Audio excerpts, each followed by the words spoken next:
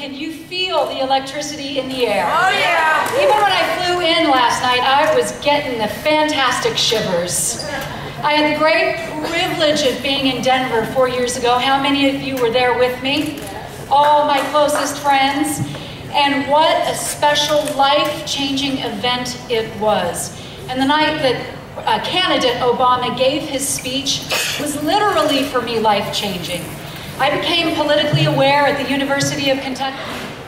And to my horror, at the University of Kentucky, it was in the newspaper one day. We have the longest-running student-run college newspaper in the country. That the great Happy Chandler, a beloved cultural and political figure in the Commonwealth, had made a horrible racist remark during a Board of Trustees meeting. The Board of Trustees was talking very progressively and responsibly about divesting its monies from the apartheid government in South Africa.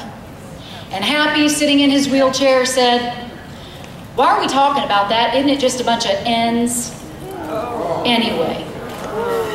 And by the grace of God, there was a reporter from the Kentucky Colonel present. He printed it in the newspaper, and me sitting in the Kappa House with our cook Barbara, who of course was a woman of color, I decided that just wasn't right.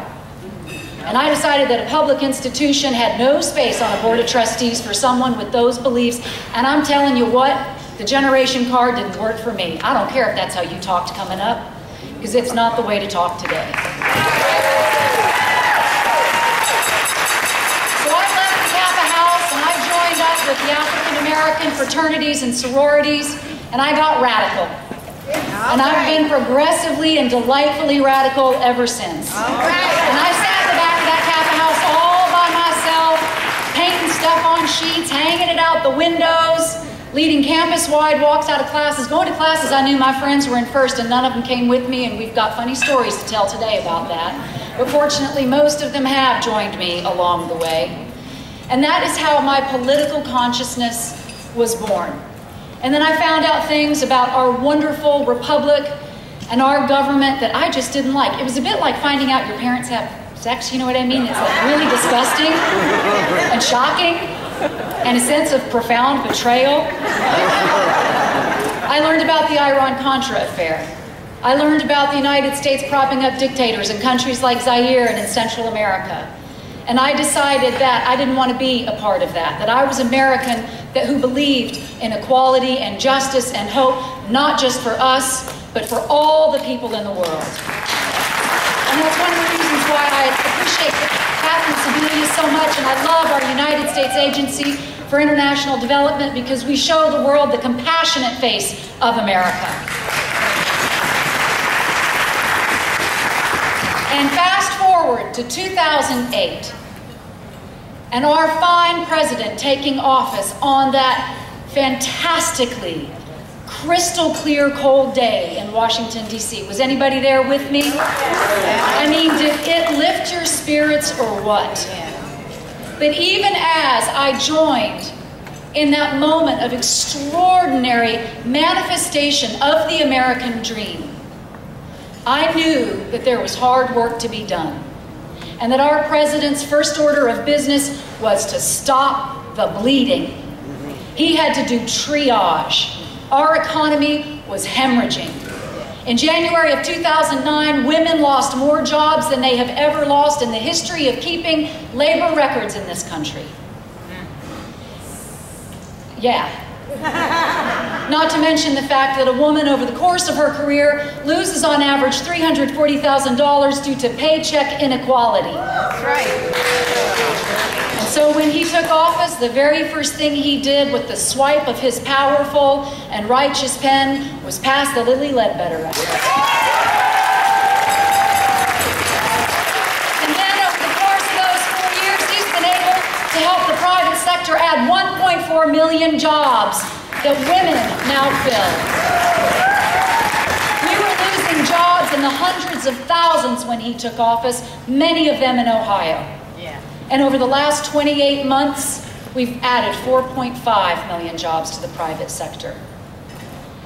But another part of the compassionate face of the Obama administration, as you well know in Ohio, because the numbers are fantastic in your state, is historic health care reform. We have told people over the years trying to pass health care reform, but no one could get it done. And yet this president, in spite of the extraordinary obstacles in Congress, managed to pass health care reform. And I'm telling you what, Ohio, I cannot wait to see what he can do in 4 more years.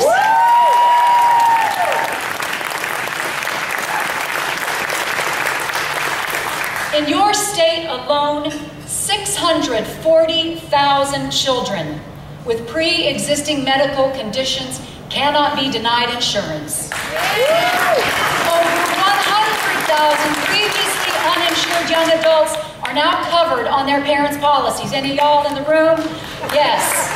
Your children can graduate from community college or vocational school and start to work on building their incomes and their careers, and they don't have to worry about going bust because they don't have insurance.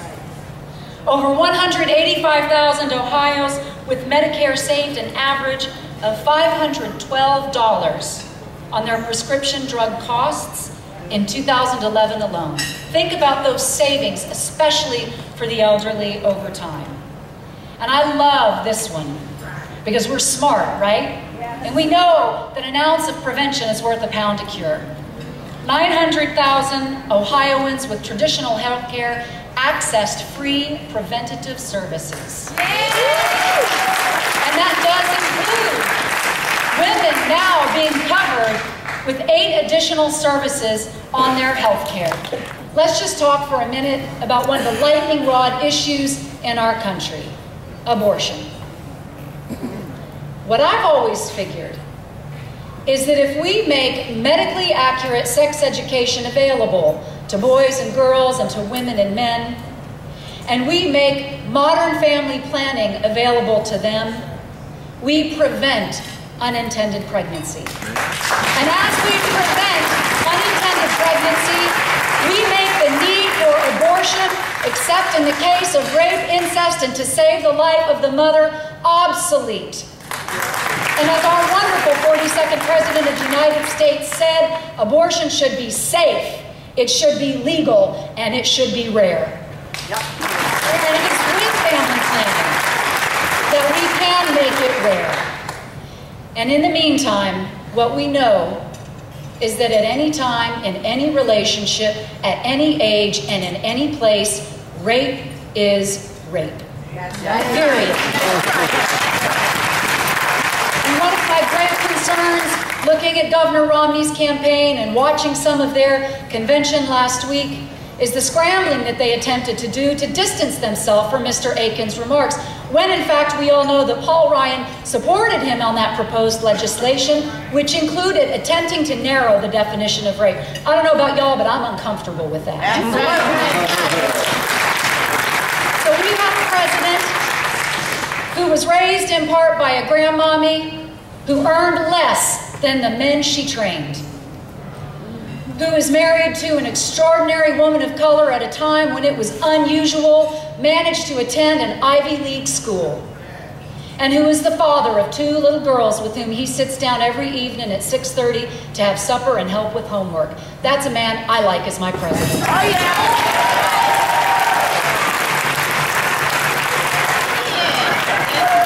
So thank you so much, Ohio, for allowing me the privilege of partying with you here this morning and celebrating what President Obama has accomplished and being so fired up about what we can do with 4 more years.